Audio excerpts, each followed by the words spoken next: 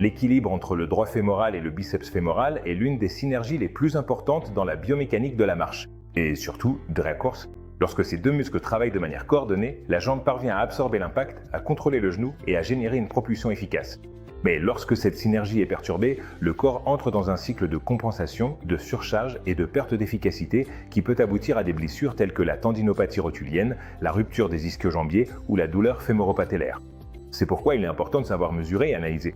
Cette synergie, analysée grâce à l'électromyographie, est l'un des outils les plus puissants que tu puisses intégrer dans ta pratique clinique ou dans la réathlétisation sportive. Tu veux apprendre à utiliser l'électromyographie pour analyser les schémas de course et optimiser tes traitements?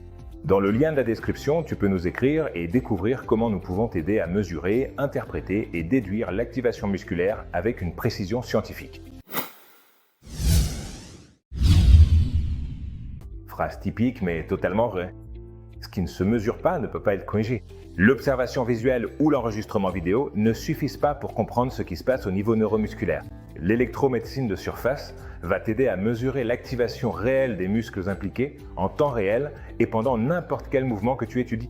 Ainsi, tu vas pouvoir identifier si le patient, par exemple, utilise trop le quadriceps et n'active pas suffisamment les ischios, s'il présente une asymétrie entre les deux jambes, si tu dois modifier sa technique ou travailler la rééducation neuromusculaire avant de progresser sur la charge.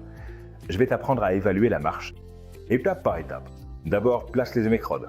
Pour obtenir des mesures précises, tu vas placer les électrodes sur le droit fémoral, au milieu de la cuisse, sur la ligne qui relie l'épine iliaque antéro-supérieur au bord supérieur de la rotule.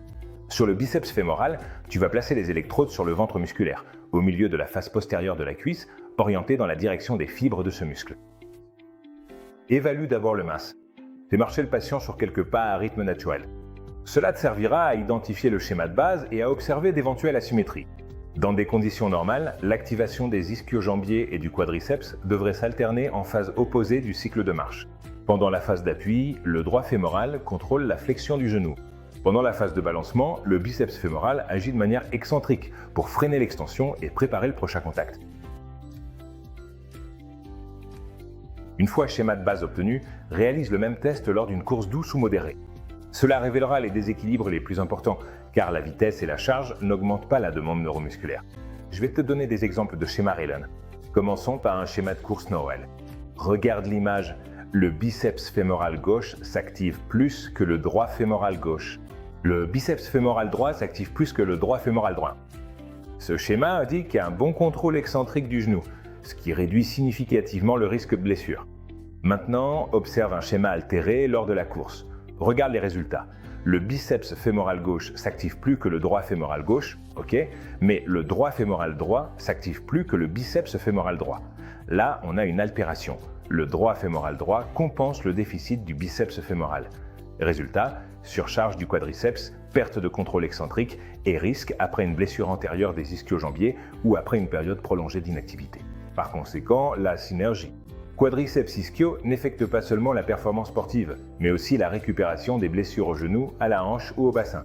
Mesurer cette relation te permet d'identifier les déficits d'activation ou les compensations dues à une blessure, de planifier le retour à la course avec des critères objectifs et de concevoir des exercices et des charges adaptées à l'état neuromusculaire réel du patient. On se retrouve dans le Précap Bust.